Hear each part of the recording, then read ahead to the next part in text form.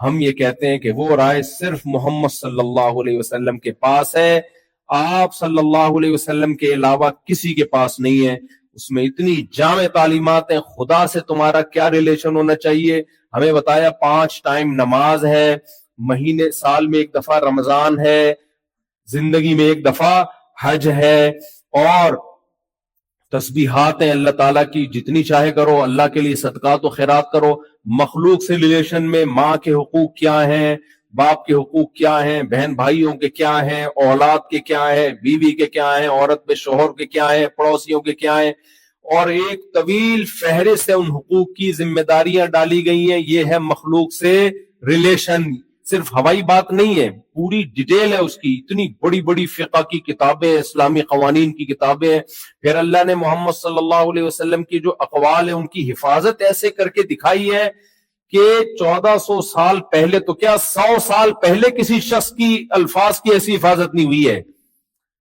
1400 سال پہلے محمد صلی اللہ علیہ وسلم آ رہے ہیں اور پسماندہ علاقے میں جو لکھنا پڑھنا نہیں جانتے، اور وہاں ایسی قوم جو لکھنا پڑھنا نہیں جانتی، اور اس قوم میں آپ کی باتوں کی ایسی حفاظت کی گئی ہے کہ ایک ایک جملے کو محفوظ رکھنے کے لیے پوری پوری سندیں چلتی ہیں، راویوں کے نام چلتے ہیں، ان کی ولدیت، ان کی کنیت، کس علاقے میں کب پیدا ہوئے، کن کن سے علم حاصل کیا، کون کون ان کے شاگرد تھے، ان کے زمانے کے علماء کا ان کے بارے میں تبصرہ کیا، ان کے کردار کے بارے میں۔ اور یہ سب چیزیں صدیوں سے سینہ بسینہ بھی اور کتابوں میں بھی محفوظ کر دی اللہ نے ہمیشہ کے لیے۔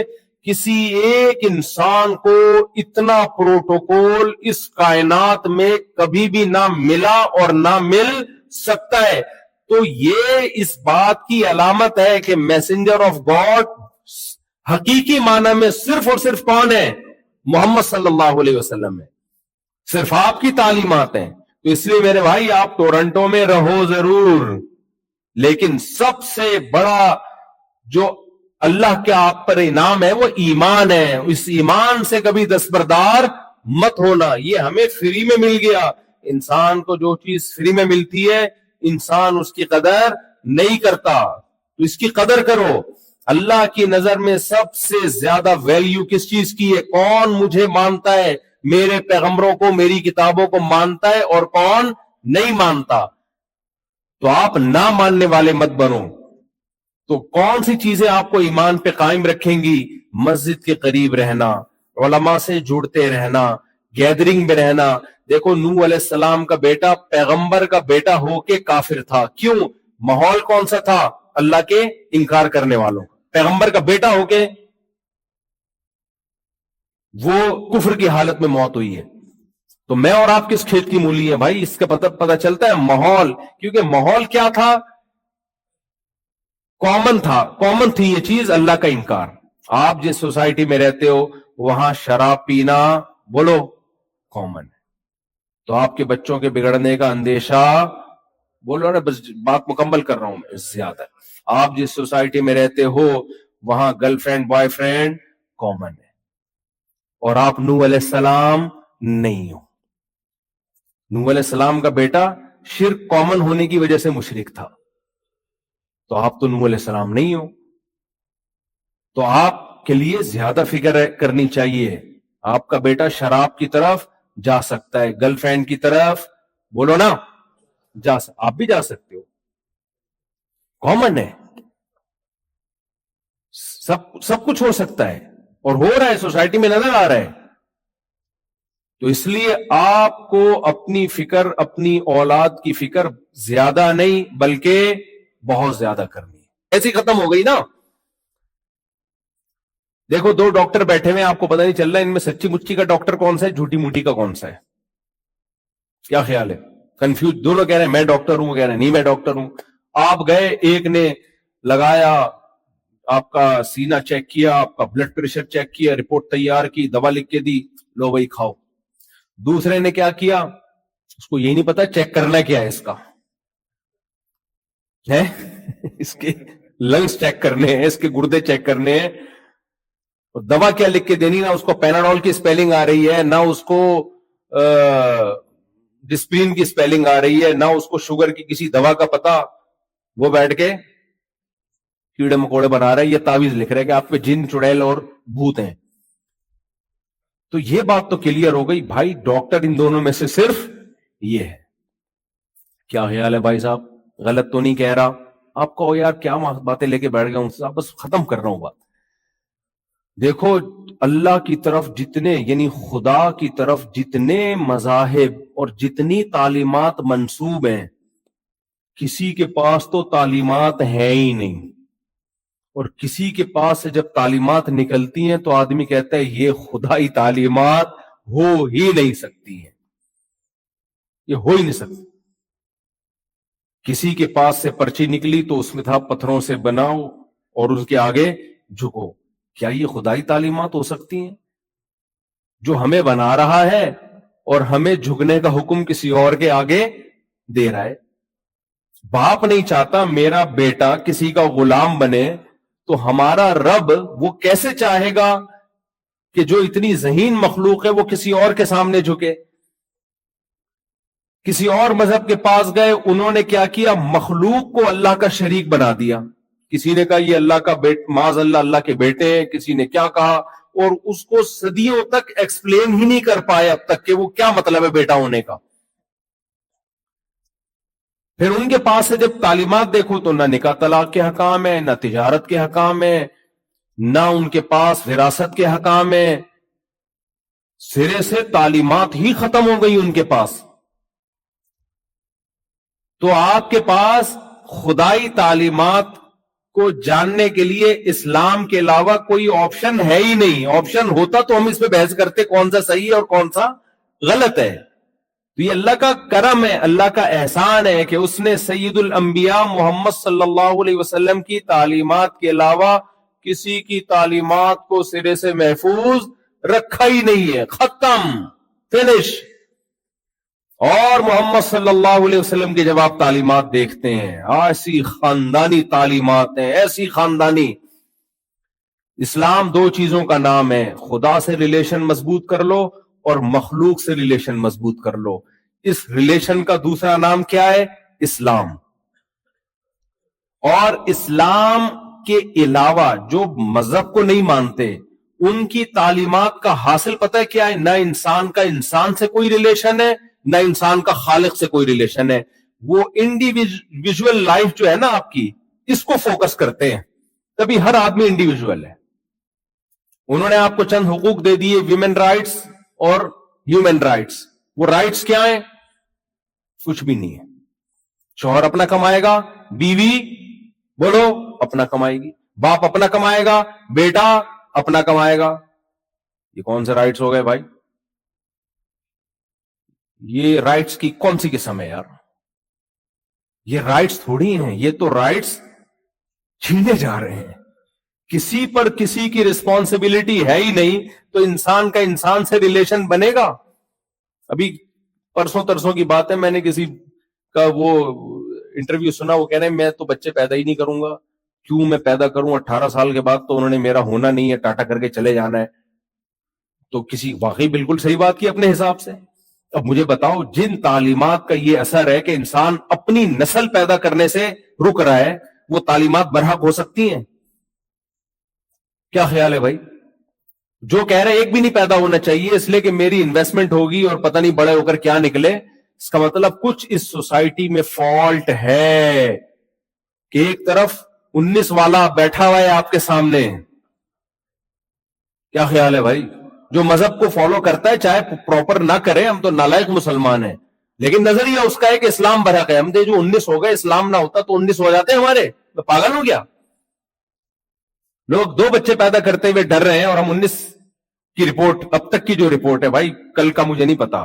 देखो, इसको हरफ आखिर मत समझना।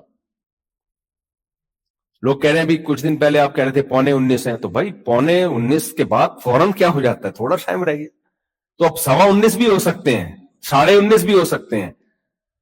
खैर, ये तो मैं मिजाह कर रहा हूं, लेकिन हकीकत क्या है कि कॉन्सेप्ट जब आपका मजहब को आप ठीक नहीं समझते तो आपकी नस्ल सिमटते सिमटते सिमटते सिमटते ये हालत हो जाती है कि अब ऐसे लोग पैदा हो गए हैं जो कह रहे हमें एक बच्चा भी پہلے اپنے ایمان کی حفاظت کرو. اللہ کی نظر میں میرے بھائی دولت بعد میں ہے, سب سے پہلے کیا ہے؟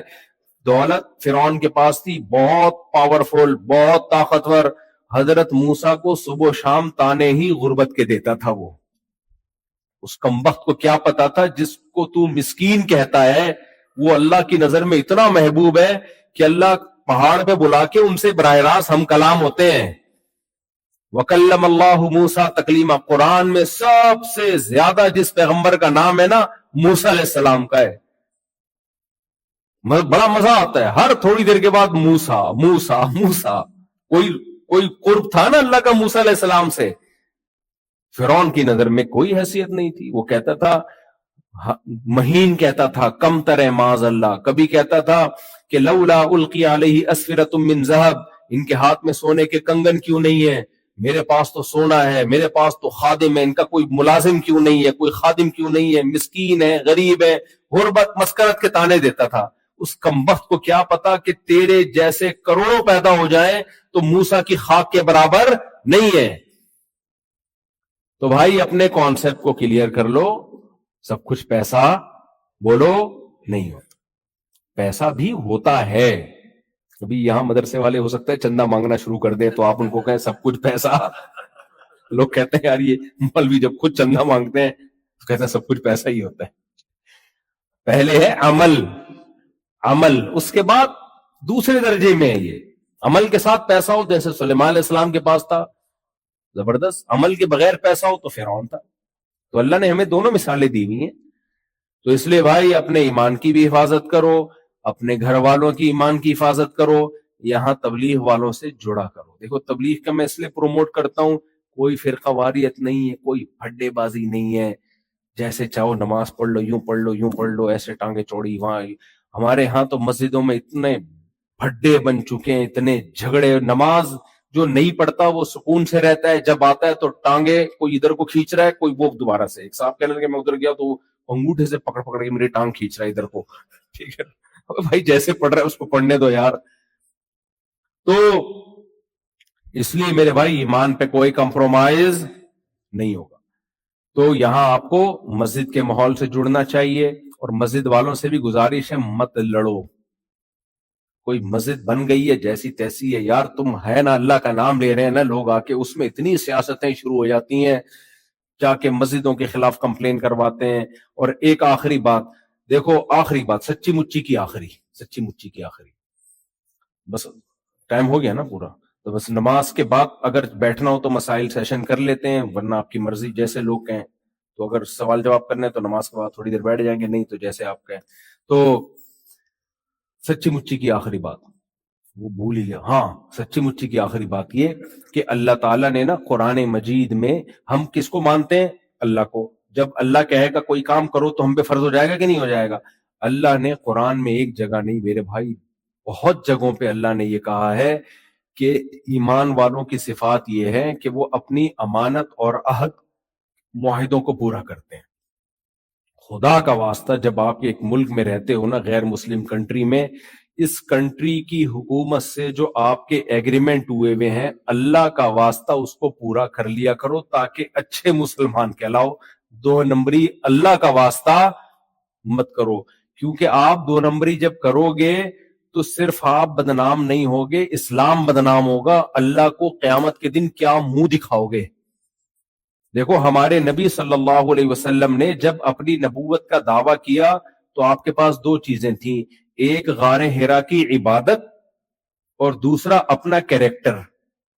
کیریکٹر کہتے ہیں سچا ہوں, امانت دار ہوں. سمجھ رہے ہو اس کو کیا کہتے ہیں؟ پاکستان میں ضروری ہے وزیر اعظم کے لیے وہ صادق اور امین ہو.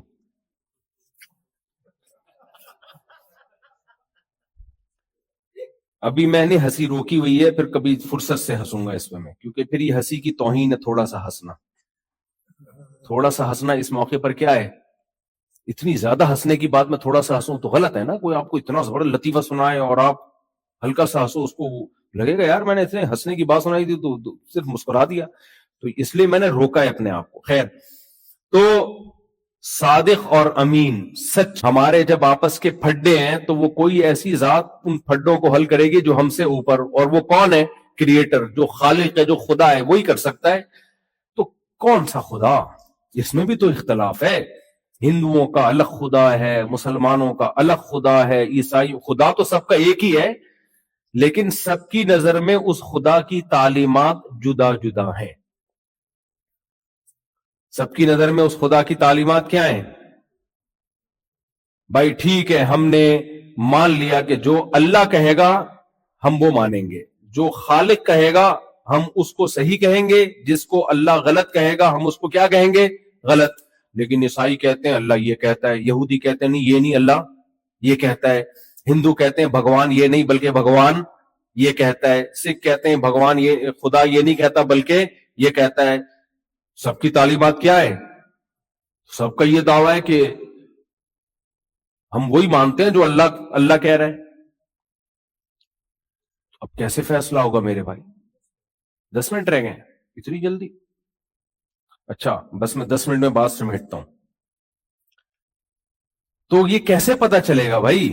تو دیکھو یہ پتا ہے کیسے چلتا ہے.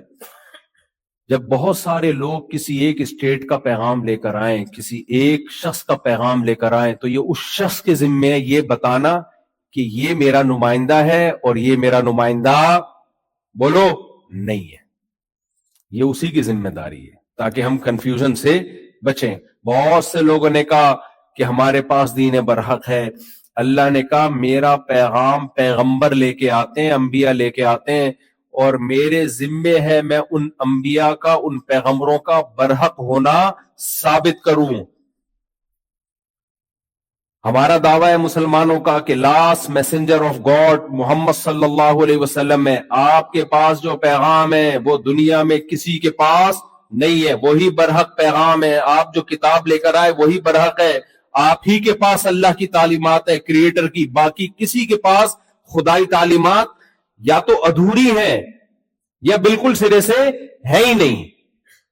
یہ کیسے ہم دعویٰ کر سکتے ہیں؟ یہ اس لیے دعویٰ کر سکتے ہیں کہ اللہ نے محمد صلی اللہ علیہ وسلم کے مقابلے میں کسی کو پنپنے ہی نہیں دیا ہے, کسی کے پاس تعلیمات چھوڑی نہیں ہے, تاکہ ان کا مقابلہ کر کے تمہیں کنفیوژن ہی تمہاری ختم ہو جائے کہ دیکھیں کہ کون سا والا صحیح ہے اور کون سا والا غلط. اللہ نے کہا کسی کے پاس سرے سے تعلیمات ہے ہی نہیں, تو صحیح اور غلط کی بیٹا اور امانت, جو کام ذمے میں لگایا جائے اس کو ذمہ داری سے پورا کیا جائے. اس کو صداقت اور امانت کہتے ہیں. ہمارے نبی نبوت سے پہلے غار حرا میں بہت عبادت کیا کرتے تھے, لیکن آپ نے جب پہلی دفعہ لوگوں کو کہا نا کہ میں اللہ کا پیغمبر ہوں, تو اس عبادت کا ریفرنس نہیں دیا.